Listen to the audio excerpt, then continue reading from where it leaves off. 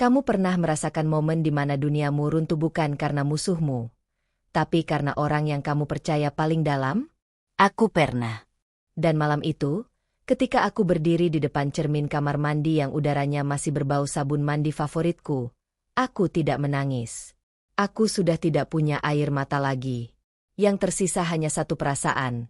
Perasaan aneh yang dingin, yang diam, yang berbisik pelan di telingaku. Mereka pikir kamu sudah selesai. Tapi mereka salah. Namanya Ratna. Sahabatku sejak kelas 1 SMA. 12 tahun persahabatan. 12 tahun rahasia yang kami bagi. 12 tahun aku percaya bahwa di dunia ini, satu orang yang benar-benar memihakku adalah dia. Dan namanya Aryan. Tunanganku. Laki-laki yang 3 tahun aku cintai dengan segenap hati. Laki-laki yang aku bayangkan akan menjadi ayah dari anak-anakku. Laki-laki yang pernah berkata padaku, "Kamu satu-satunya perempuan yang aku mau, Mira. Kamu saja." Mereka berdua menghancurkanku. Bukan dalam semalam. Bukan dengan cara kasar yang langsung bisa aku lihat. Mereka menghancurkanku perlahan-lahan. Dengan senyuman, dengan pelukan, dengan kata-kata manis yang ternyata semuanya bohong.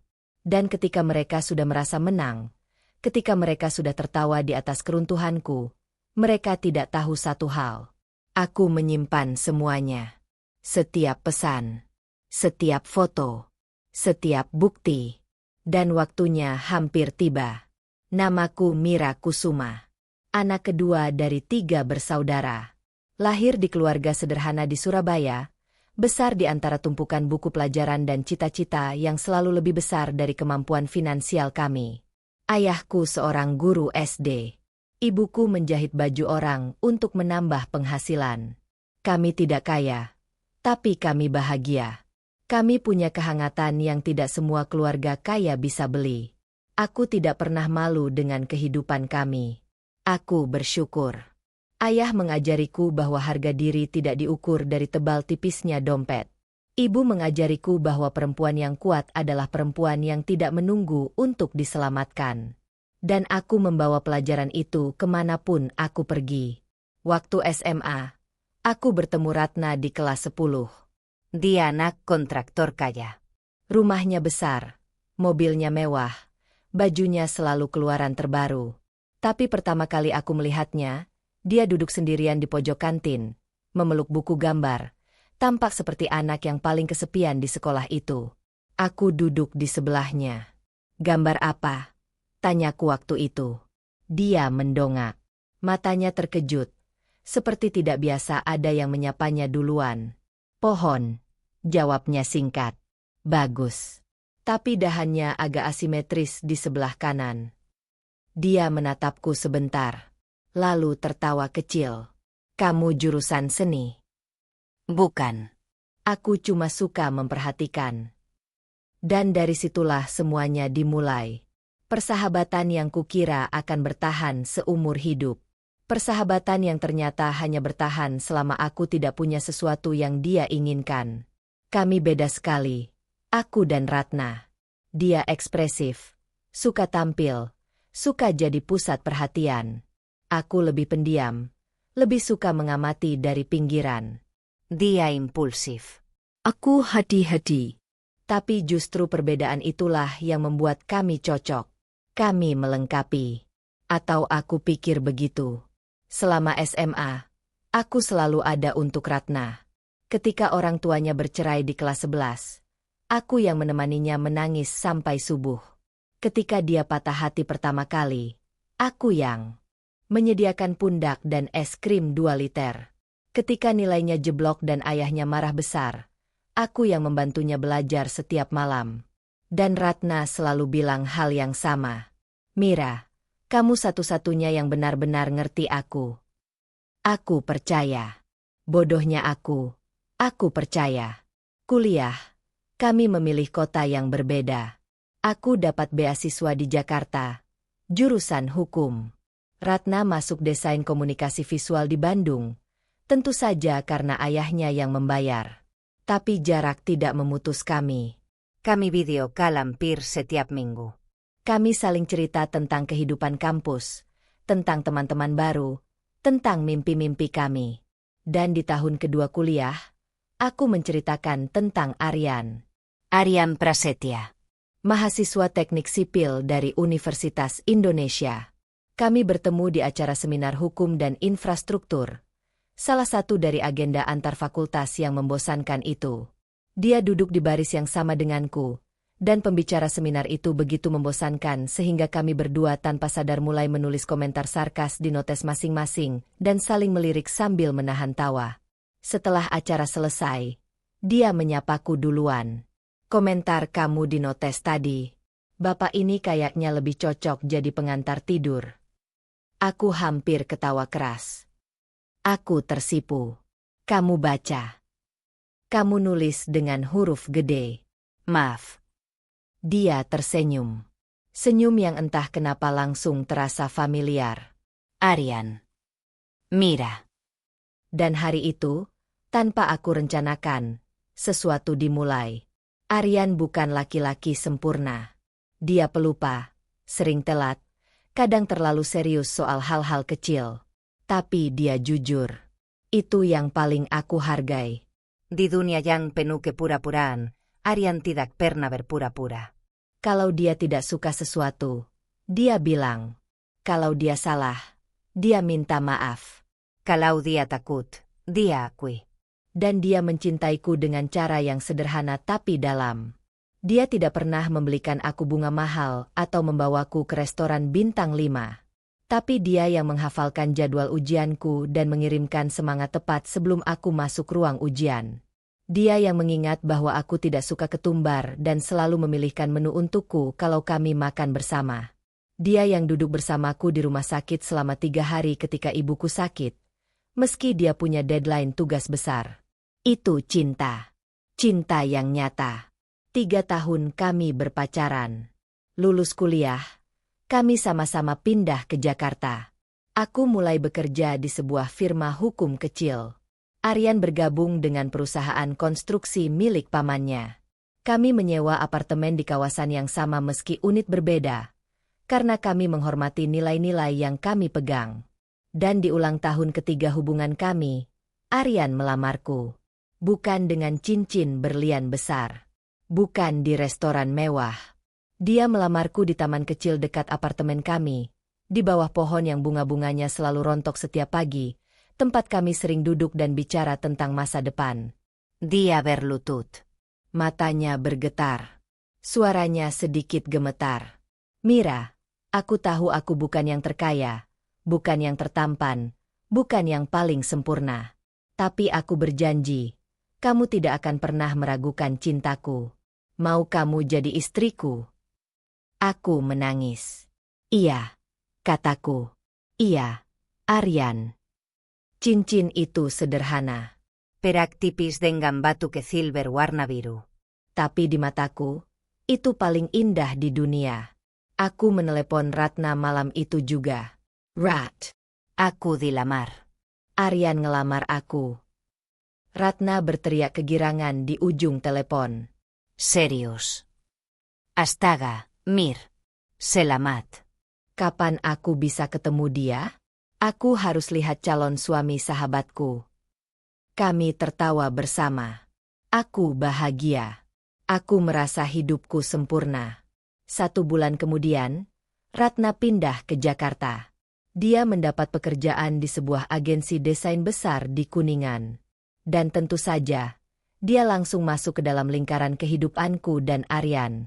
Kami sering makan malam bertiga. Nonton film. Jalan-jalan akhir pekan. Ratna dan Aryan pun cocok sebagai teman. Mereka sering berdebat soal hal-hal receh dengan semangat yang menggemaskan. Sementara aku duduk di tengah sambil tertawa melihat mereka. Aku merasa beruntung. Punya tunangan yang mencintaiku. Punya sahabat yang hadir di hidupku. Aku tidak tahu bahwa di balik semua itu, sesuatu sedang tumbuh dalam gelap. Tanda pertama muncul sekitar 8 bulan setelah Ratna pindah ke Jakarta. Kami bertiga sedang makan malam di sebuah resto di Kemang.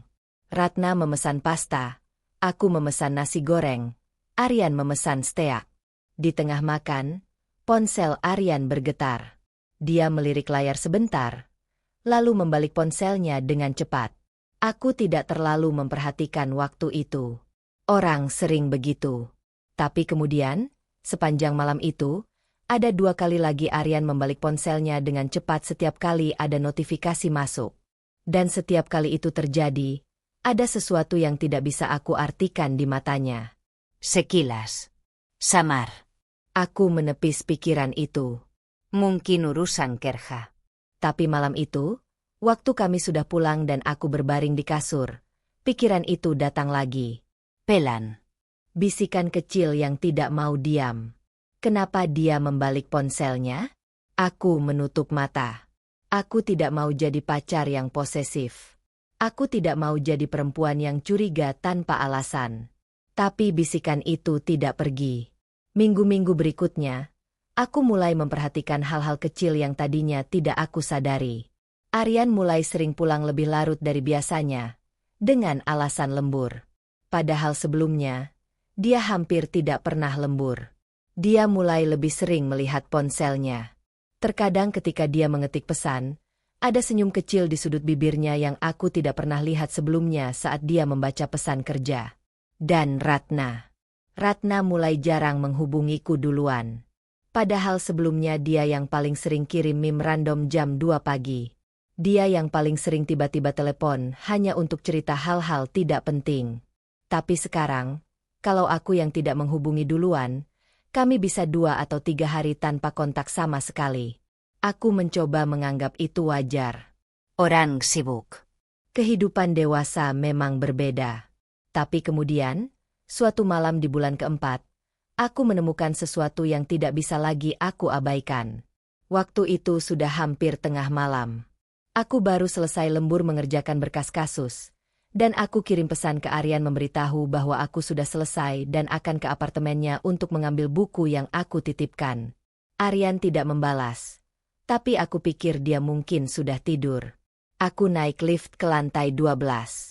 Mengetuk pintu. Tidak ada jawaban. Aku mengetuk lagi. Lebih keras. Pintu terbuka. Aryan berdiri di sana dengan tampang kaget yang tidak bisa dia sembunyikan. Di belakangnya, apartemen yang harusnya sepi itu terasa berbeda. Ada wangi parfum di udara. Parfum yang aku kenal. Parfum Ratna. Jantungku berhenti 1 detik. Mira. Kamu kenapa nggak bilang mau ke sini? Suara Aryan terdengar terlalu datar. Aku udah kirim pesan, kataku. Suaraku heran terdengar tenang. Padahal di dalam dadaku ada badai yang tiba-tiba muncul. Ratna di sini. Aryan membuka pintu lebih lebar. Dan di sana, di sofa ruang tamu Aryan, Ratna duduk dengan segelas wine di tangannya. Dia melihatku. Dan selama sepersekian detik yang terasa seperti selamanya, ekspresinya adalah ekspresi yang tidak bisa aku lupakan sampai hari ini. Bukan kaget. Bukan malu. Ekspresinya datar. Hampir seperti sedang menunggu. Mira, katanya kemudian, dengan nada terlalu ceria. Aduh, aku nggak tahu kamu mau kesini. Kita lagi ngobrolin project. Aryan kan kebetulan ngerti soal struktur bangunan. Aku butuh masukan buat presentasi klien. Penjelasan itu masuk akal. Sangat masuk akal. Terlalu masuk akal. Aku menatap Aryan. Dia tidak menatap mataku. Oh, kataku. Oke. Aku cuma mau ambil buku. Aku masuk, mengambil buku dari rak, dan keluar. Sepanjang itu, aku tidak menangis. Aku tidak marah. Aku hanya mencatat. Di dalam kepalaku, sesuatu mulai bergerak. Aku tidak langsung konfrontasi. Aku terlalu terlatih sebagai calon pengacara untuk bertindak tanpa bukti. Kamu tidak menuduh seseorang hanya berdasarkan parfum dan tatapan. Tapi aku mulai memperhatikan dengan cara yang berbeda sekarang. Lebih sistematis. Lebih dingin. Aku memperhatikan bagaimana Aryan menggambarkan pertemuannya dengan Ratna untuk urusan kerja, itu berulang kali dalam berbagai percakapan, dengan cara yang terlalu konsisten, seolah sudah dilatih. Aku memperhatikan bagaimana Ratna mulai sering menyebut Aryan dalam percakapan kami dengan cara yang terasa terlalu familiar, terlalu natural. Seperti seseorang yang sudah terbiasa memikirkan orang itu. Dan aku mulai memperhatikan sesuatu lagi. Aryan mulai berubah dalam hal kecil yang menyentuh. Dia masih baik padaku, masih menyayangiku. Tapi ada jarak yang tumbuh perlahan. Ciuman yang terasa lebih singkat. Pelukan yang terasa lebih ragu. Percakapan yang terasa lebih di permukaan. Tidak lagi seperti dulu ketika kami bisa bicara sampai pagi tentang apa saja. Seolah dia masih bersamaku karena kebiasaan. Bukan karena pilihan. Dan itu menyakitkan lebih dalam dari semua yang lain. Titik balik terjadi pada suatu Sabtu pagi di bulan ke-6. Aku ke apartemen Aryan sepagi mungkin. Membawa sarapan yang aku buat sendiri. Aku mau memberikan kejutan. Dulu, dia selalu senang dengan kejutan-kejutan kecil seperti itu. Aku mengetuk pintu. Tidak ada jawaban. Tapi aku dengar suara dari dalam. Suara TV atau radio. Mungkin. Aku mengetuk lagi. Kemudian suara langkah kaki. Dan pintu terbuka. Bukan Aryan yang membuka. Ratna. Dia berdiri di sana dengan kaos besar yang aku tahu itu kaos Aryan, rambut sedikit berantakan, ekspresi yang kali ini tidak bisa dia kendalikan sepenuhnya sebelum dia berhasil menyusunnya kembali menjadi tenang. Mira, katanya. Kamu kesini pagi-pagi. Dunia tidak berputar. Lantai tidak amblas. Aku tidak jatuh. Aku hanya berdiri di sana, memegang kantong plastik berisi nasi kuning yang masih hangat, merasakan satu persatu serpihan dari sesuatu yang bernama kepercayaan jatuh di dalam dadaku. Aryan muncul dari belakang. Mukanya, aku tidak bisa mendeskripsikannya. Seperti seseorang yang akhirnya tertangkap setelah lama menyembunyikan sesuatu, dan yang paling menyakitkan bukan rasa malunya, tapi rasa leganya. Lega. Dia terlihat lega. Aku meletakkan kantong plastik itu di lantai depan pintu. Aku pergi dulu, kataku. Suaraku terdengar asing di telingaku sendiri. Terlalu tenang. Mira, tunggu. Aryan melangkah ke depan. Nggak usah, kataku. Kita bicara nanti. Dan aku berjalan ke lift. Menekan tombol bawah. Berdiri di lift dengan kepala tegak. Keluar di lobi. Berjalan keluar gedung.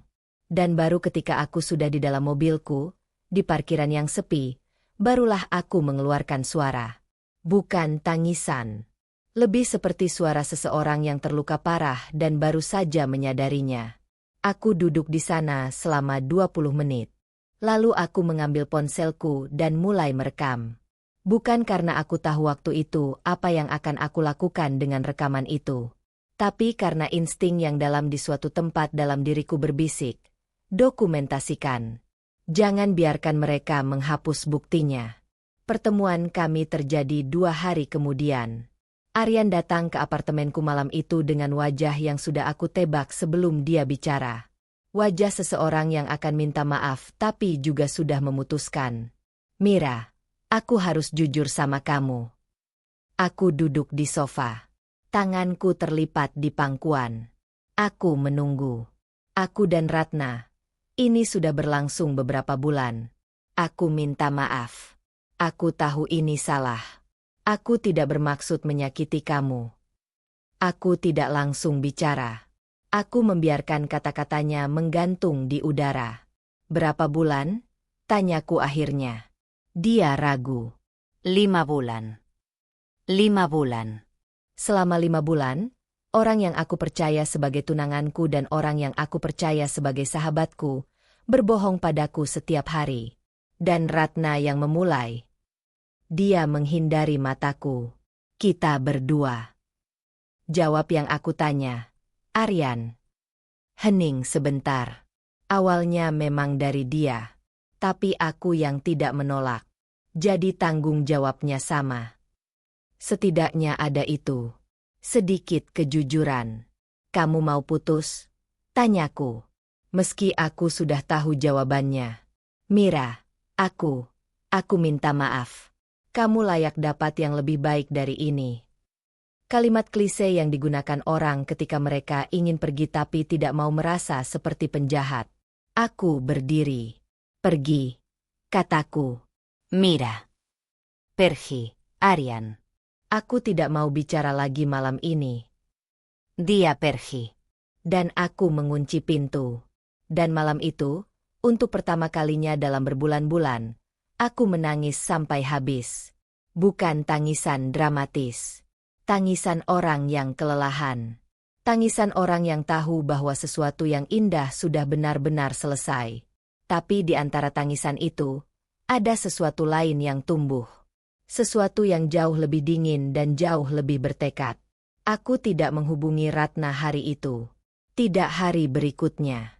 Aku ingin melihat apakah dia akan menghubungiku duluan. 3 hari berlalu. Tidak ada kabar dari Ratna. 4 hari. 5 hari. Di hari ke-6, sebuah pesan masuk dari nomor Ratna. Mir, maaf ya. Aku tahu ini menyakitkan.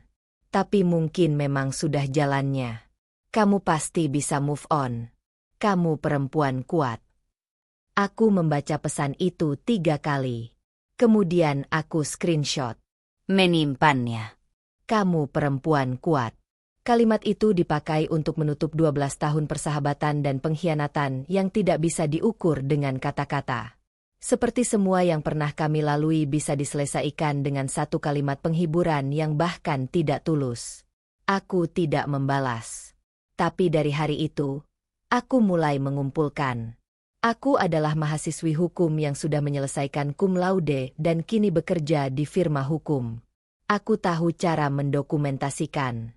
Aku tahu cara membangun kasus. Aku tahu bahwa bukti bukan hanya soal apa yang terjadi, tapi soal bagaimana kamu menceritakannya. Aku mulai dengan apa yang sudah ada. Screenshot percakapan di ponsel Aryan yang pernah aku lihat sekilas tapi tidak aku baca dulu karena aku menghormati privasinya. Waktu dia pernah meminjamkan ponselnya padaku untuk menelepon karena bateraiku habis, dan aku tidak sengaja melihat nama Ratna di daftar teratas pesan masuk dengan waktu yang aneh, jam 2 dini hari. Waktu itu aku menutup aplikasi pesan itu. Karena aku memilih percaya. Sekarang aku menyesal tidak menyimpan tangkapan layar itu. Tapi tidak apa-apa. Aku punya yang lain. Aku punya foto dari beberapa pertemuan kami bertiga yang, kalau dilihat sekarang dengan mata yang berbeda, mengungkapkan hal-hal yang tidak aku sadari dulu. Cara Ratna menyentuh lengan Aryan. Cara Aryan memiringkan tubuhnya ke arah Ratna dalam foto-foto itu, tanpa sadar. Bahasa tubuh yang berbicara lebih keras dari kata-kata. Aku punya catatan di jurnalku tentang malam-malam ketika Aryan lembur, dan kemudian keesokan harinya aku tahu Ratna juga lembur, dari percakapan yang dia posting di story Instagramnya. Dan yang paling penting, aku punya seorang teman yang bekerja di bidang teknologi dan bisa membantu memulihkan data-data tertentu yang seseorang pikir sudah terhapus. Namanya Dian. Teman lama dari kampus. Perempuan paling jenius yang aku kenal. Dan seseorang yang, tidak seperti Ratna, benar-benar bisa dipercaya. Bantuin aku ya, Di. Kataku suatu malam ketika kami bertemu di kafe kecil dekat kantornya. Dian menatapku dengan matanya yang tajam. Ini soal Aryan. Dan Ratna. Dian menghela nafas panjang. Dia sudah tahu garis besarnya karena aku sudah cerita. Kamu mau apa, Mir? Aku mau tahu seberapa dalam ini. Aku mau tahu apakah ada yang perlu aku ketahui sebelum aku memutuskan langkah selanjutnya. Langkah apa? Aku menyeruput kopiku. Aku belum tahu persis. Tapi aku tidak akan diam. Sementara itu, kehidupan terus berjalan. Dan yang paling menyakitkan adalah, Aryan dan Ratna tidak menyembunyikan hubungan mereka. 2 minggu setelah putus denganku, mereka sudah tampil bersama di Instagram. Foto makan malam. Caption yang tidak terlalu jelas tapi tidak bisa disalahpahami. Komentar-komentar dari teman-teman bersama kami yang mengucapkan selamat, mungkin tanpa tahu sepenuhnya apa yang telah terjadi. Dan kemudian ada komentar yang membuatku berdiri diam di depan layar selama hampir semenit penuh. Komentar dari Ratna di foto mereka berdua. Akhirnya bisa jujur sama diri sendiri. Akhirnya bisa jujur. Jadi apa yang mereka lakukan selama 5 bulan itu, berbohong kepadaku setiap hari, itu bagi mereka adalah bagian dari proses jujur pada diri sendiri. Sakit dan pengkhianatan terhadapku tidak masuk dalam perhitungan itu. Aku screenshot komentar itu. Koleksiku bertambah. 3 minggu kemudian, aku mendapat informasi dari Dian. Kami bertemu di apartemenku. Dian membawa laptopnya dan duduk di meja makanku dengan ekspresi yang membuatku tahu dia menemukan sesuatu. "Mie," katanya pelan. "Kamu siap dengerin ini?" Cerita. Dian membuka laptopnya. Dari yang aku temukan, mereka mulai komunikasi intens bukan 5 bulan lalu. Lebih lama. Hampir setahun yang lalu. Perutku seperti jatuh. Setahun. Awalnya memang mungkin hanya pertemanan. Tapi ada pergeseran yang kelihatan dari pola komunikasinya sekitar bulan ke-10 lalu. Dian menunjukkan data. Frekuensi pesan meningkat drastis. Waktu pengiriman berubah. Lebih banyak di malam hari. Dan ada satu hal lagi yang lebih mengejutkan. Aku menunggu. Ratna pernah mencari informasi tentang kamu secara aktif. Bukan karena ingin tahu kabarmu sebagai teman. Lebih seperti mempelajari kelemahanmu. Maksudnya? Dia pernah tanya ke Aryan tentang ketakutan-ketakutanmu. Tentang hal-hal yang bisa membuatmu tidak percaya diri. Tentang kenapa kamu terkadang merasa tidak cukup baik. Aku terdiam. Ratna yang selama bertahun-tahun menjadi tempat aku menceritakan ketakutan dan kerentananku. Ratna yang tahu tentang rasa tidak amanku karena latar belakang keluarga kami yang berbeda. Ratna yang tahu tentang saat-saat aku merasa tidak cukup untuk Aryan karena dia dari keluarga yang lebih mapan. Ratna menggunakan semua itu. Dia menggunakan informasi tentang aku untuk membangun dirinya sebagai alternatif yang lebih baik di mata Aryan, kataku. Bukan pertanyaan. Pernyataan. Dian menatapku dengan ekspresi yang tidak bisa disembunyikan. Tampaknya begitu. Aku mengangguk pelan. "Oke," kataku akhirnya. "Terima kasih, Di. Kamu baik-baik saja." Belum. "Tapi aku akan baik-baik saja." Kehidupanku di luar semua itu terus berjalan. Dan satu hal yang tidak aku izinkan, tidak peduli seberapa sakit hatiku, adalah membiarkan sakit hati itu menghancurkan produktivitasku. Di kantor, aku terus bekerja keras. Lebih keras. Mungkin. Karena waktu yang dulu aku habiskan untuk Aryan, untuk Ratna, untuk hubungan yang ternyata beracun itu, sekarang aku alihkan sepenuhnya untuk diri sendiri. Dan ternyata, ketika kamu tidak membagi energimu untuk orang-orang yang tidak layak mendapatkannya, kamu menemukan betapa banyak yang bisa kamu capai. Aku mulai mengerjakan kasus-kasus yang lebih besar. Aku mulai mengambil inisiatif yang dulu aku tunda karena selalu ada urusan pribadi yang menyita. Atasanku, Pak Hendra, mulai memperhatikan. "Mira, kamu mau ikut dalam tim yang menangani kasus Widodo Group?" Tanyanya suatu pagi di lorong kantor. Widodo Group adalah salah satu kasus besar yang sedang kami tangani. Kasus korporasi yang melibatkan sengketa saham senilai ratusan miliar. Sebelumnya aku tidak pernah terlibat karena statusku masih junior. "Saya siap, Pak," kataku tanpa ragu. Dan itu adalah keputusan yang akan mengubah segalanya. Bekerja dalam kasus Widodo Group membukakan banyak pintu. Aku bertemu dengan orang-orang berpengaruh di dunia bisnis dan hukum Indonesia. Aku belajar lebih banyak dalam 3 bulan di proyek ini daripada yang aku pelajari dalam 1 tahun sebelumnya. Dan yang lebih penting, aku membuktikan bahwa aku layak. Di akhir kasus, ketika kami berhasil memenangkan gugatan untuk klien kami, Pak Hendra memanggil aku ke kantornya. "Mira, kamu adalah aset luar biasa untuk tim ini. Aku mau menawarkan promosi. Kamu akan naik menjadi asosiate senior, dengan kenaikan gaji yang signifikan, dan kamu akan memimpin divisi riset hukum kami yang baru." Aku duduk di kursi depan mejanya dan merasakan sesuatu yang sudah lama tidak aku rasakan. Kebanggaan murni. Bukan kebanggaan yang bergantung pada orang lain. Bukan kebanggaan karena seseorang memuji. Kebanggaan karena aku tahu aku pantas mendapatkan ini. Terima kasih, Pak Hendra. Saya terima. Sementara itu, dari jauh, aku terus mengamati. Aryan dan Ratna semakin serius. Mereka mulai sering muncul di acara sosial bersama. Foto-foto mereka di media sosial semakin banyak.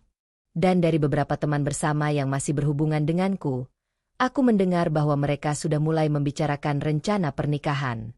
Pernikahan. Aku mendengar itu dan ada sesuatu yang seperti gemas sakit di dadaku. Bukan karena aku masih mencintai Aryan, tapi karena mereka membangun impian mereka di atas reruntuhan yang mereka ciptakan dari hidupku. Dan ada sesuatu lagi yang aku dengar dari teman yang sama. Mira, aku nggak enak ngomong ini tapi Ratna cerita ke beberapa orang kalau kamu dulu nggak cocok sama Aryan karena kamu terlalu serius dan nggak bisa santai. Dan katanya, kamu yang membuat Aryan nggak bahagia. Aku berhenti. Dia bilang begitu. Ya, bahkan di depan beberapa orang yang kamu kenal. Aku dengar sendiri waktu arisan kemarin. Jadi bukan cukup dengan merebut Aryan. Bukan cukup dengan pengkhianatan yang sudah terjadi. Ratna merasa perlu juga untuk merusak reputasiku. Untuk membangun naratif bahwa apa yang mereka lakukan adalah sesuatu yang justified karena akulah yang bermasalah. Aku menghela nafas. Ini bukan lagi hanya soal sakit hati. Ini sudah menjadi serangan terhadap karakterku. Dan kemudian, sekitar 4 bulan setelah putus, tibalah momen yang paling memuakan. Aku mendapat undangan dari sekelompok teman lama, teman-teman yang aku kenal sejak SMA dan kuliah. Mereka mengadakan reuni kecil-kecilan di sebuah restoran di kawasan Sudirman. Dan tanpa aku tahu sebelumnya, Aryan dan Ratna juga diundang. Aku hampir tidak hadir. Tapi kemudian aku pikir ulang. Kenapa aku harus menghindari? Kenapa akulah yang harus bersembunyi? Aku pergi. Dan ketika aku tiba di restoran itu, aku melihat Aryan dan Ratna sudah duduk di sana bersama yang lain. Ratna melihatku dari jauh. Dan untuk pertama kalinya sejak semua ini terjadi, kami berhadapan langsung. Ratna tersenyum padaku. Senyum yang terlalu lebar. Senyum yang terasa seperti kemenangan yang ingin ia pamerkan. Mira. Lama nggak lihat. Kamu kelihatan baik. Kamu juga, jawabku datar. Malam itu berjalan dengan ketegangan yang hanya bisa dirasakan oleh orang-orang yang ada di dalamnya. Di luar, semuanya tampak normal. Teman-teman bicara, tertawa, berbagi cerita. Tapi di antara aku, Aryan, dan Ratna, ada sesuatu yang tidak terlihat tapi sangat terasa. Dan kemudian, saat suasana semakin cair dan orang-orang sudah mulai berbicara lebih bebas, aku mendengar Ratna berkata kepada seseorang, dengan suara yang cukup keras untuk aku dengar dari jarak beberapa kursi. Ya, namanya juga jodoh. Kalau bukan jodoh, mau dipaksain gimana pun nggak akan bisa. Kasihan sih, tapi mau gimana lagi?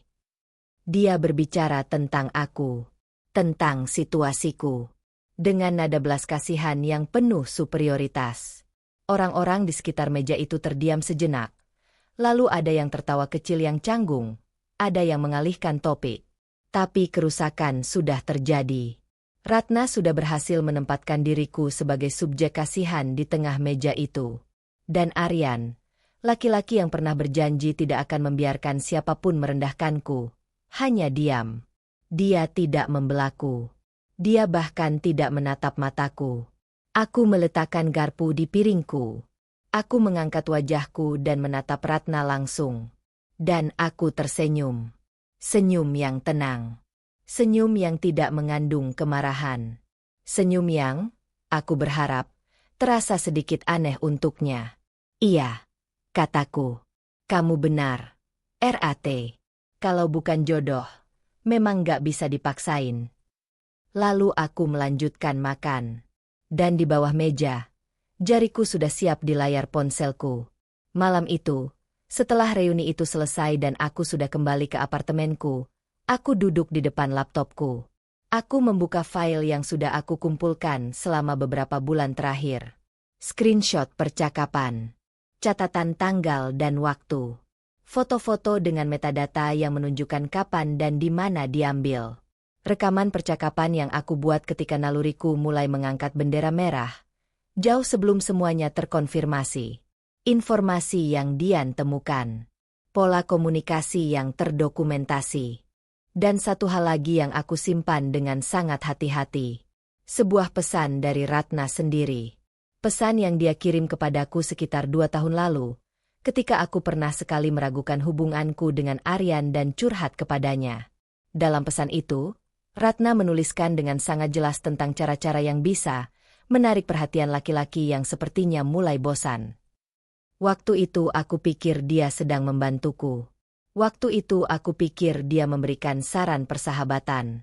Sekarang aku membaca pesan itu dengan mata yang berbeda. Ratna bukan sedang membantuku. Ratna sedang mempelajari informasi tentang kondisi hubunganku. Dia sedang mencari celah. Dan dia mendapatkannya. Dari tanganku sendiri. Aku tidak melakukan apapun dengan semua bukti itu. Dulu. Bukan karena aku tidak tahu harus apa. Tapi karena aku sedang membangun sesuatu yang lebih besar dulu. Dan waktunya harus tepat. Ada pepatah yang aku suka. Balas dendam yang terbaik adalah keberhasilan. Tapi aku percaya pada tambahan yang jarang orang sebut. Keberhasilan yang disaksikan oleh orang-orang yang pernah meremehkanmu. Jadi aku terus bekerja. 4 bulan setelah promosi, aku mendapat kesempatan luar biasa. Firma kami bekerja sama dengan sebuah kantor hukum internasional yang berbasis di Singapura untuk menangani kasus lintas batas. Dan Pak Hendra merekomendasikan aku sebagai salah satu dari 2 perwakilan dari pihak kami. Aku terbang ke Singapura untuk pertama kalinya dalam hidupku, bukan sebagai turis, tapi sebagai profesional yang diundang karena kemampuannya. Selama 2 minggu di sana, aku bekerja keras, membuktikan diri, dan membangun jaringan. Aku bertemu dengan orang-orang yang akan membuka pintu-pintu lain. Dan ketika aku kembali ke Jakarta, aku membawa sesuatu yang tidak aku antisipasi, tawaran bergabung dengan kantor internasional itu sebagai konsultan tamu untuk proyek-proyek tertentu. Kehidupanku mulai berubah bentuk. Bukan karena aku kaya mendadak atau tiba-tiba menjadi terkenal. Tapi karena aku mulai menjadi orang yang tidak bisa diabaikan dalam lingkaran profesionalku. 6 bulan berlalu. Aryan dan Ratna mengumumkan pertunangan mereka. Aku melihat fotonya di Instagram. Ratna dengan cincin berlian besar di jarinya. Senyum mengembang sempurna. Aryan di sampingnya dengan ekspresi yang aku tidak bisa baca dengan tepat dari foto itu. Ratusan komentar ucapan selamat. Foto yang diambil di restoran mewah. Lilin-lilin kecil di meja, latar belakang kota yang bercahaya. Aku melihat foto itu. Dan aku menutup Instagram. Aku tidak menangis. Tidak marah. Ada sesuatu yang terasa. Mungkin duka yang sudah aku proses jauh-jauh hari. Mungkin rasa sakit yang sudah berubah menjadi sesuatu yang lebih keras, lebih padat, lebih tangguh. Aku menutup laptop dan pergi ke gym. Menghabiskan 1 jam berlatih. Pulang, mandi, makan malam, membaca buku sebelum tidur. Dan keesokan harinya, aku pergi ke kantor dan bekerja lebih keras dari sebelumnya. Yang terjadi selanjutnya adalah sesuatu yang tidak aku rencanakan, tapi seolah alam semesta memutuskan untuk mempercepat segalanya. 3 minggu setelah pengumuman pertunangan Aryan dan Ratna, aku berada di sebuah acara networking hukum yang diselenggarakan oleh Ikatan Advokat Indonesia. Bukan acara yang biasanya aku hadiri, tapi Pak Hendra memintaku mewakili firma karena dia berhalangan hadir. Di sana, aku bertemu dengan seseorang bernama Pak Bayu Santoso. Usianya sekitar 40 tahun, salah satu partner senior di salah satu firma hukum terbesar di Indonesia. Kami berbicara tentang tren hukum korporasi, tentang tantangan yang dihadapi firma-firma kecil, tentang kemungkinan kolaborasi. Tapi yang lebih penting dari percakapan itu, aku bertemu juga dengan Ibu Laras, seorang entrepreneur perempuan yang sudah membangun kerajaannya sendiri di bidang properti. Perempuan yang energinya luar biasa, yang berbicara tentang dunia bisnis dengan cara yang membuatmu ingin mendengarkan terus. Dan Ibu Laras ini, ternyata, adalah tante dari seseorang yang sangat penting dalam cerita ini. Keponakanku bekerja di firma yang sama denganmu dulu, sebelum pindah ke Singapura, kata Ibu Laras dalam percakapan kami. Aryan Prasetya. Kamu kenal. Aku menghentikan gerakan tanganku yang sedang mengangkat gelas. Dalam sepersekian detik, aku memutuskan. Iya, aku kenal, jawabku. Tenang. Tidak lebih, tidak kurang. Kebetulan. Dia keponakanku dari pihak ibu. Anak baik dia, tapi kadang agak kurang bijak dalam memilih. Kata-kata itu terasa seperti sesuatu yang dilemparkan ke udara tanpa kesengajaan tapi mendarat tepat sasaran. Kurang bijak dalam memilih. Ibu Laras tidak tahu apa yang dia katakan. Atau mungkin dia tahu lebih banyak dari yang dia tunjukkan. Tapi aku tidak mendalami lebih lanjut. Kami bertukar kartu nama dan berjanji untuk bertemu di lain waktu. Aku berjalan pulang dari acara itu dengan pikiran yang berputar. Hari-hari setelah itu membawa sesuatu yang tidak aku antisipasi. Ibu Laras menghubungiku seminggu kemudian. Dia ingin berdiskusi tentang kemungkinan menggunakan firma kami untuk beberapa keperluan hukum proyeknya.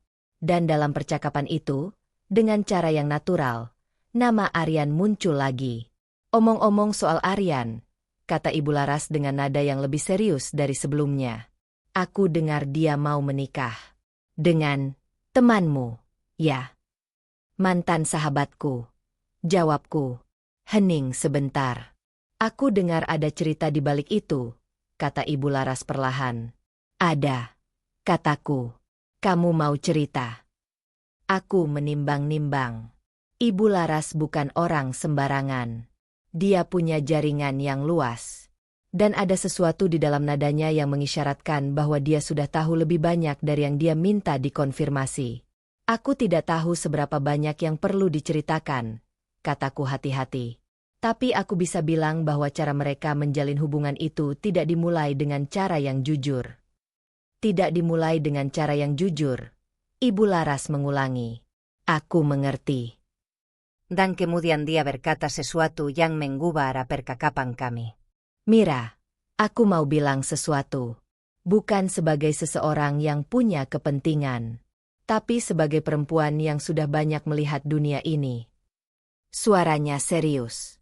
Keluargaku sudah mendengar kabar tentang pertunangan Aryan ini. Dan ada beberapa anggota keluarga, termasuk orang tuanya, yang tidak tahu latar belakang bagaimana hubungan itu dimulai. Mereka hanya tahu versi yang Aryan dan gadis itu ceritakan. Versi apa yang mereka ceritakan? Bahwa kamu dan Aryan sudah tidak cocok sejak lama dan sudah mau putus sebelum dia dan gadis itu dekat. Aku menghela nafas pelan. Jadi mereka tidak hanya berbohong padaku. Mereka juga sudah menyusun narasi untuk keluarga. Narasi yang membuat pengkhianatan mereka terlihat seperti sesuatu yang terjadi secara organik, bukan karena manipulasi yang direncanakan. Ibu Laras, aku punya bukti yang berbeda dari narasi itu, kataku. Keheningan yang singkat. Aku tahu, kata Ibu Laras akhirnya. Pertemuan dengan Ibu Laras berikutnya terjadi di kantornya yang luas di gedung pencakar langit Hamrin. Aku membawa serta Dian, dan aku membawa folder berisi dokumentasi yang sudah aku kumpulkan. Aku tidak datang untuk balas dendam yang penuh amarah. Aku datang dengan cara yang rapi, terstruktur, dan profesional. Aku menunjukkan kepada Ibu Laras garis waktu kejadian berdasarkan bukti-bukti yang ada. Bukan untuk drama, tapi untuk meluruskan narasi yang sudah bengkok. Ibu Laras membaca semuanya dengan seksama.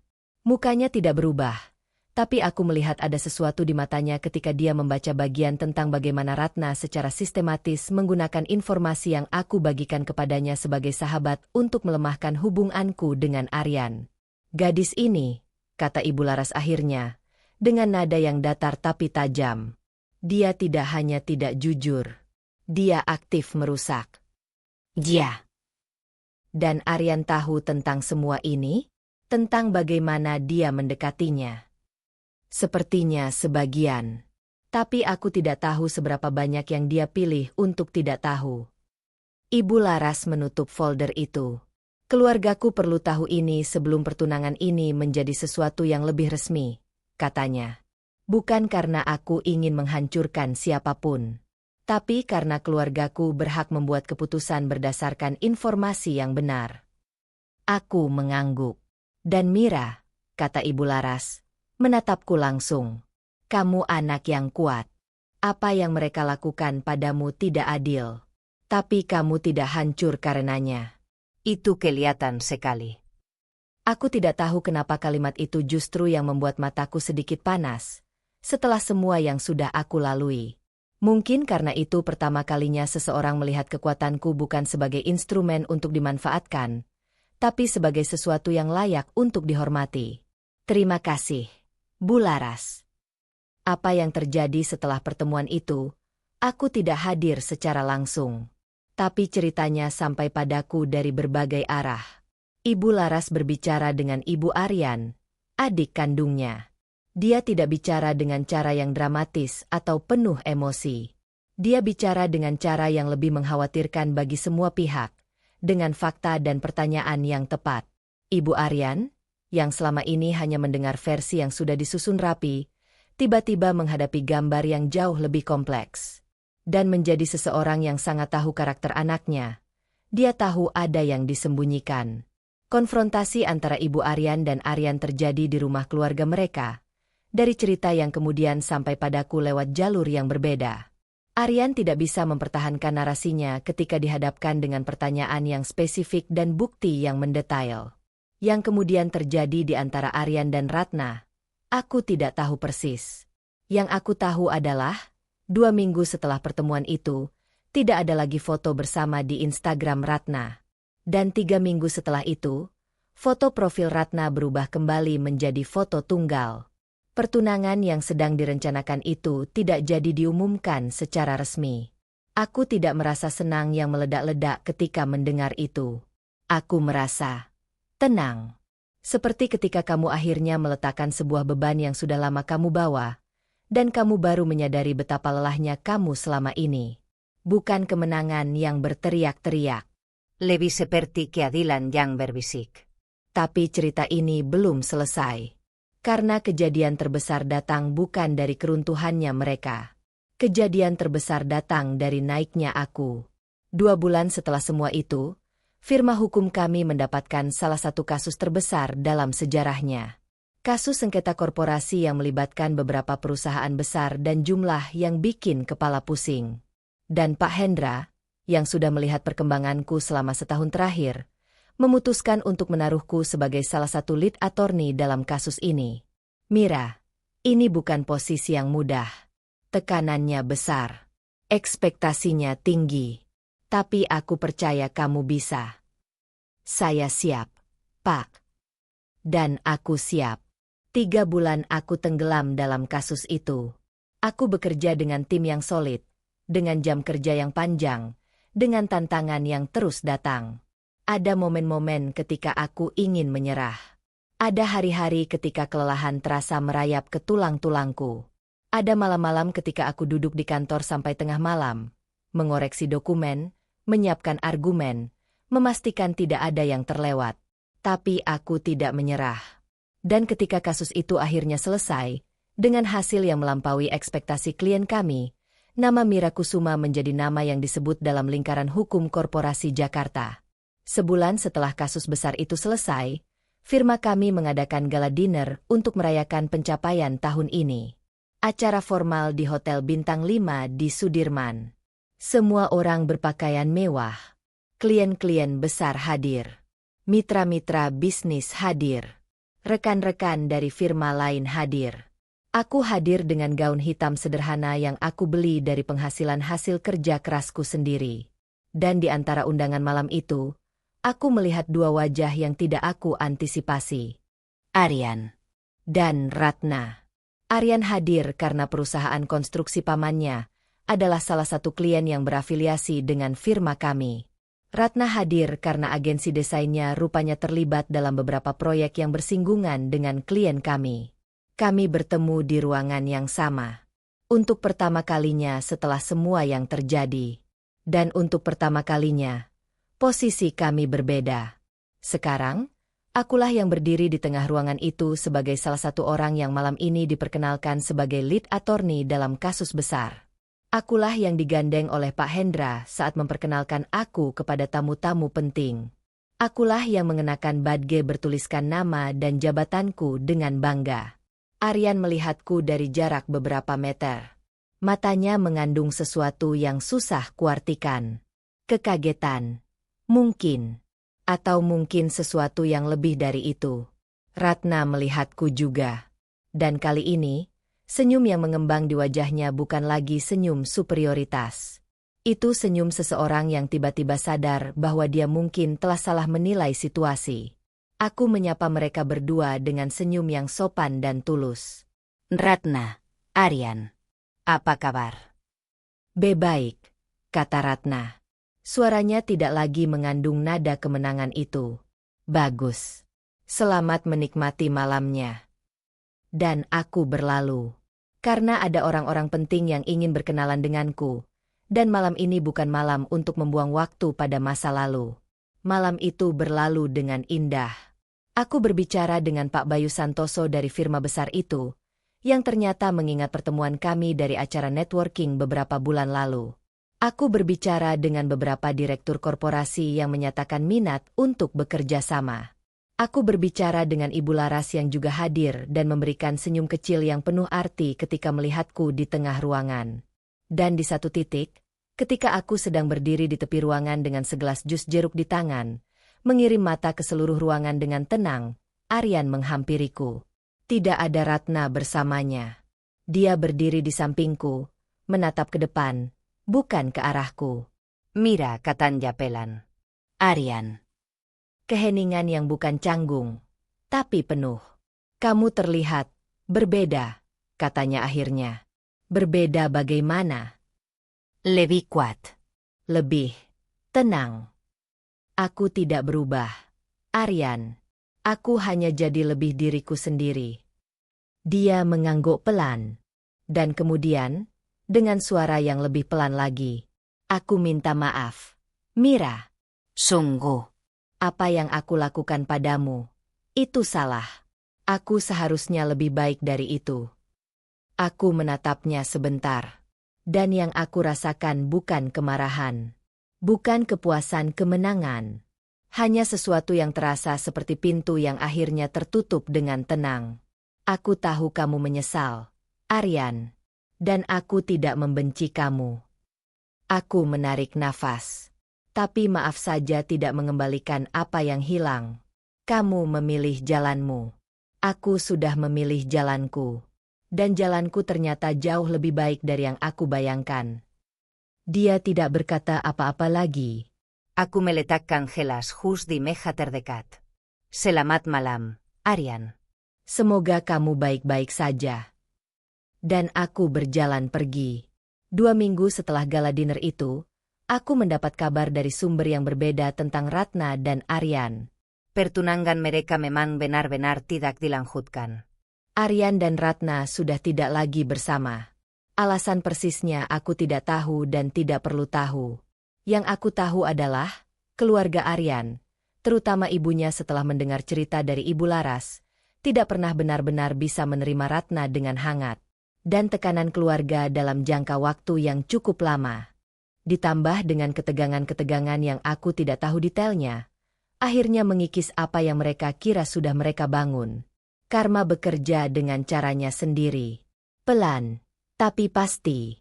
Yang paling menarik adalah kabar tentang Ratna sendiri. Agensi desain tempatnya bekerja mengalami pergantian kepemimpinan. Dengan kepemimpinan baru, ada evaluasi menyeluruh terhadap tim. Dan dalam evaluasi itu, ditemukan beberapa isu profesionalisme yang sebelumnya tidak terdokumentasi dengan baik. Ratna kehilangan posisi senior yang sudah dia capai. Aku tidak tahu apakah itu ada hubungannya langsung dengan apa yang terjadi antara kami, atau murni urusan profesional yang terpisah. Mungkin kombinasi dari keduanya. Mungkin ketika karakter seseorang mulai dipertanyakan di satu area hidupnya, pertanyaan itu mulai merembet ke area lain. Yang aku dengar berikutnya, Ratna kembali ke Bandung. Kembali ke kota tempat dia kuliah dulu. Entah untuk memulai ulang atau memang karena tidak ada alasan untuk tetap di Jakarta. Aku tidak mengikuti kabarnya lebih jauh dari itu. Bukan karena aku tidak peduli sama sekali. Tapi karena hidup seorang pengkhianat bukan sesuatu yang perlu mengisi ruang di kepalaku yang bisa dipakai untuk hal-hal yang lebih berharga. Dan aku sendiri? Aku terus melangkah. 18 bulan setelah semua yang terjadi, hidupku terlihat sangat berbeda dari yang aku bayangkan ketika aku berdiri menangis sendirian di parkiran apartemen Aryan di hari yang aku ingat itu. Aku sudah pindah ke apartemen baru yang lebih besar, di gedung yang punya pemandangan kota yang indah di malam hari. Aku membelinya sendiri, dengan uang yang aku kumpulkan dari kerja kerasku, dari bonus yang aku dapatkan dari kasus-kasus besar. Jabatanku di firma sudah naik lagi. Sekarang aku mengepalai divisi hukum korporasi. Tim di bawahku ada 6 orang. Semua profesional yang berbakat. Aku senang dengan ini, bukan karena kekuasaan yang datang bersamanya, tapi karena tanggung jawab untuk membimbing yang lebih muda. Kolaborasiku dengan kantor internasional di Singapura berkembang menjadi sesuatu yang lebih dari sekadar konsultan tamu. Aku sekarang menjadi bagian dari kelompok konsultan tetap mereka untuk kasus-kasus yang melibatkan Indonesia. Dan yang paling mengubah hidupku secara personal, aku menemukan komunitas perempuan profesional yang dibentuk oleh Ibu Laras. Sekumpulan perempuan dari berbagai latar belakang yang saling mendukung, saling berbagi ilmu, dan saling menguatkan. Di sana, aku menemukan persahabatan yang berbeda dari yang aku bayangkan sebelumnya. Persahabatan yang tidak didasarkan pada siapa yang lebih kaya atau lebih cantik atau lebih sukses, tapi pada saling menghormati dan saling tumbuh. Di sana aku bertemu Sari, seorang dokter spesialis anak yang juga sedang membangun kliniknya sendiri. Dan Mega, seorang jurnalis investigatif yang tulisan-tulisannya dibaca jutaan orang. Dan Citra, seorang chef yang sedang membangun brand kulinernya. Perempuan-perempuan yang benar-benar hadir. Yang tidak akan pernah menggunakan kepercayaanmu untuk merusak hidupmu. 6 bulan setelah bergabung dengan komunitas itu, di sebuah acara yang diselenggarakan oleh Ibu Laras di rumahnya yang luas di Pondok Indah, aku bertemu dengan seseorang. Namanya Galih. Arsitek. Dia hadir bukan sebagai bagian dari komunitas kami, tapi sebagai teman Ibu Laras yang kebetulan membantunya merancang pengembangan properti baru. Kami pertama kali bicara di teras belakang rumah Ibu Laras, saat sebagian besar tamu masih di dalam. "Kamu suka keluar dari kerumunan?" tanyanya, tanpa pembukaan. Langsung. Aku menoleh. "Sesekali. Kamu?"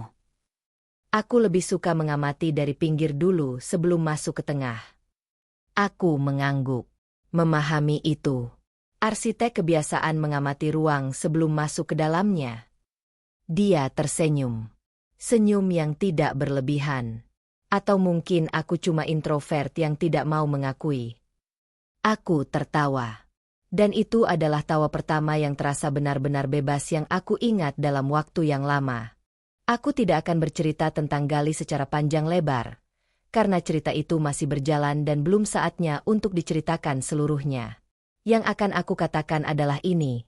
Bersama Galih, aku belajar bahwa cinta yang sehat tidak perlu membuatmu berjuang untuk membuktikan dirimu. Cinta yang sehat adalah ketika seseorang melihatmu apa adanya dan memilih untuk ada bersamamu, bukan meski kamu seperti itu, tapi karena kamu seperti itu. Galih tidak pernah memintaku untuk menjadi lebih kecil agar dia merasa lebih besar. Dia tidak pernah membandingkan aku dengan siapapun. Dan untuk pertama kalinya dalam hubungan yang aku masuki, aku tidak perlu khawatir bahwa di balik punggungku ada sesuatu yang disembunyikan. Itu tidak selalu mudah. Aku membawa bekas luka dari pengkhianatan yang lalu, dan ada saat-saat ketika rasa tidak percaya yang tidak rasional muncul. Tapi Galih sabar. Dan aku belajar, pelan-pelan, untuk mempercayai lagi. Setahun penuh setelah malam gala dinner itu, ada sebuah momen yang tidak aku rencanakan tapi terasa seperti tanda bahwa sesuatu sudah benar-benar selesai. Aku bertemu Ratna. Bukan Senggaha. Aku sedang berjalan di salah satu mal di Surabaya, karena aku sedang pulang kampung mengunjungi orang tua. Dia berjalan dari arah yang berlawanan, membawa beberapa kantong belanjaan, tampak seperti seseorang yang sedang mencoba memulai sesuatu yang baru. Kami melihat satu sama lain dalam jarak beberapa meter. Dan aku melihat dalam sepersekian detik sebelum dia bisa mengontrol ekspresinya. Ada sesuatu di matanya. Bukan kebencian. Bukan arogansi. Sesuatu yang terlihat seperti kesadaran. Mungkin penyesalan. Mungkin hanya rasa canggung yang dalam. Aku berjalan mendekatinya. Ratna. Mira. Suaranya datar. Hati-hati. Kamu baik-baik saja? Tanyaku. Dia terkejut dengan pertanyaan itu. Jelas tidak mengantisipasi aku bertanya dengan tulus. Lumayan. Kamu. Aku baik. Lebih dari baik, sebenarnya. Dia mengangguk. Matanya menghindar. Lalu kembali ke mataku. Mira, aku. Dia berhenti. Aku tidak tahu harus mulai dari mana. Tidak perlu, kataku. Aku tidak datang untuk mendengar penjelasan atau permintaan maaf. RAT. Kita sudah jauh melampaui itu. Dia menggigit bibirnya. Aku tahu aku salah. Ya. Kamu salah. Tapi itu sudah berlalu. Hidupku tidak hancur karenanya. Justru sebaliknya. Dia tidak bicara. Aku harap kamu menemukan jalan yang baik untuk hidupmu. RAT. Sungguh. Dan aku melanjutkan langkahku. Bukan karena aku pura-pura baik-baik saja. Tapi karena aku memang benar-benar sudah melewati itu. Karena kemarahanku sudah bertransformasi menjadi sesuatu yang lebih berguna. Tekad, kerja keras, dan keberhasilan yang sekarang menjadi fakta yang tidak bisa dibantah. Beberapa minggu kemudian, kembali di Jakarta, aku duduk di balkon apartemenku malam itu. Kota yang berkilau di bawahku. Kopi panas di tanganku. Angin yang cukup sehuk untuk membuatku beta duduk di sini. Aku memikirkan perjalanan 2 tahun terakhir. Aku memikirkan malam di parkiran itu, ketika duniaku terasa runtuh. Aku memikirkan semua pilihan kecil yang aku buat setelah itu. Pilihan untuk tidak hancur. Pilihan untuk terus bekerja. Pilihan untuk mendokumentasikan dengan cermat bukan untuk balas dendam yang kasar, tapi untuk memastikan kebenaran tidak terkubur begitu saja. Pilihan untuk membangun hidupku dari fondasi yang lebih kokoh. Dan aku tersenyum. Bukan senyum superioritas. Bukan senyum kemenangan yang tergesa-gesa. Senyum seseorang yang akhirnya menemukan kembali dirinya sendiri. Ada satu hal yang ingin aku ceritakan yang belum aku sebutkan. Tentang kedua orang tuaku. Ketika semua itu terjadi, aku tidak langsung menceritakan semuanya kepada mereka. Aku tidak ingin mereka khawatir. Aku tidak ingin mereka merasakan sakitku lebih dalam dari yang perlu. Tapi suatu hari, ketika aku sedang pulang kampung dan kami duduk di ruang makan yang sederhana itu, ibu yang biasa pendiam tiba-tiba berkata sesuatu yang tidak aku sangka. Mira, ibu tahu kamu sudah melewati sesuatu yang berat. Aku menatapnya. Ibu tidak tahu detailnya. Tapi ibu lihat dari caramu bicara lewat telepon. Caramu menahan sesuatu. Ibu kenal kamu dari kamu lahir. Aku tidak bisa menahan mataku yang mulai panas. Maafin Mira ya, Bu. Tidak cerita lebih cepat. Ibu menggeleng. Kamu tidak perlu minta maaf. Kamu kuat. Nak. Ibu bangga sama kamu. Bukan karena jabatanmu atau penghasilanmu. Tapi karena kamu tidak hancur. Banyak orang yang di posisimu, yang dikhianati orang-orang yang dicintai, mereka hancur. Tapi kamu tidak. Dan itu bukan kebetulan. Itu karena fondasi yang sudah dari dulu ada di dalam dirimu. Ayah yang dari tadi diam, mengangkat matanya dari korannya. Harga diri tidak diukur dari tebal tipisnya dompet. Nak, ayah masih ingat ngomong itu ke kamu waktu kamu kecil. Masih ingat. Yah. Dan kamu hidup itu. Itu yang bikin ayah bangga. Aku menangis. Bukan tangisan sedih. Tangisan yang terasa seperti air hujan setelah kemarau panjang. Kembali ke malam di balkon itu. Aku memikirkan semua itu dan aku sadar satu hal yang mungkin tidak selalu mudah untuk disadari ketika kita sedang dalam gelap. Pengkhianatan yang dilakukan Ratna dan Aryan terhadapku, sesakit apapun itu, adalah salah satu hal yang, meski tidak sengaja, mendorong aku ke versi terbaik diriku. Bukan karena sakit itu baik untuk dirasakan. Sakit itu memang tidak baik dan tidak perlu diromantisasi. Tapi karena cara kamu merespon sakit itulah yang menentukan siapa kamu selanjutnya. Aku memilih untuk tidak hancur. Aku memilih untuk mendokumentasikan bukan untuk menghancurkan orang lain, tapi untuk memastikan kebenaran ada di suatu tempat ketika waktunya tiba. Aku memilih untuk membangun diri sendiri bukan dari kepahitan, tapi dari tekad. Dan hidup, yang terkadang terasa tidak adil, ternyata juga punya cara untuk mengoreksi dirinya sendiri. Malam itu, ponselku bergetar. Pesan dari Galih. Kamu di balkon lagi? Langitnya bagus malam ini. Aku tersenyum. Mengetikkan balasan. Iya. Sedang merenung. Renungan yang baik atau yang berat? Aku menatap kota yang berkilau di bawah, dan langit yang memang bagus malam ini, dengan bintang-bintang yang entah kenapa lebih kelihatan dari biasanya. Yang baik. Aku mengetik. Aku lagi bersyukur. Beberapa detik kemudian dia membalas. Hanya 2 kata. Tapi 2 kata yang terasa tepat. Aku juga. Ini bukan cerita tentang balas dendam yang kasar. Ini bukan cerita tentang kemarahan yang meledak-ledak atau kerusakan yang aku ciptakan untuk orang-orang yang menyakitiku. Ini cerita tentang perempuan yang memilih untuk tidak hancur. Yang memilih untuk mendokumentasikan kebenaran dengan tenang. Yang memilih untuk membangun hidupnya dari bawah, dengan tangannya sendiri. Yang memilih untuk membiarkan keadilan bekerja dengan caranya sendiri. Dan yang akhirnya menemukan bahwa hidup yang kamu bangun dengan kejujuran dan kerja keras, jauh lebih indah dan jauh lebih kokoh dari apapun yang bisa direbut orang lain darimu. Ratna merebut tunanganku. Aryan meninggalkanku. Mereka menertawakanku di depan orang-orang yang kukenal. Tapi mereka tidak tahu bahwa aku menyimpan bukti pengkhianatan itu. Bukan untuk menghancurkan mereka dalam cara yang kasar dan dramatis. Tapi untuk memastikan bahwa kebenaran ada. Bahwa apa yang terjadi benar-benar terjadi. Bahwa versi yang mereka susun tentang diriku tidak menjadi satu-satunya narasi yang tersisa. Dan ketika waktunya tiba, kebenaran itu menemukan jalannya sendiri. Seperti air yang selalu menemukan celah untuk mengalir. Kepada siapapun yang membaca cerita ini dan merasa pernah berada di posisi yang sama, dikhianati oleh orang yang kamu percaya paling dalam, ditinggalkan oleh orang yang kamu cintai dengan sepenuh hati, ditertawakan ketika kamu sedang di titik terendahmu. Jangan hancur. Dokumentasikan. Bukan untuk membalas dengan kasar, tapi karena kebenaran adalah milikmu dan tidak boleh diambil. Bangun dirimu.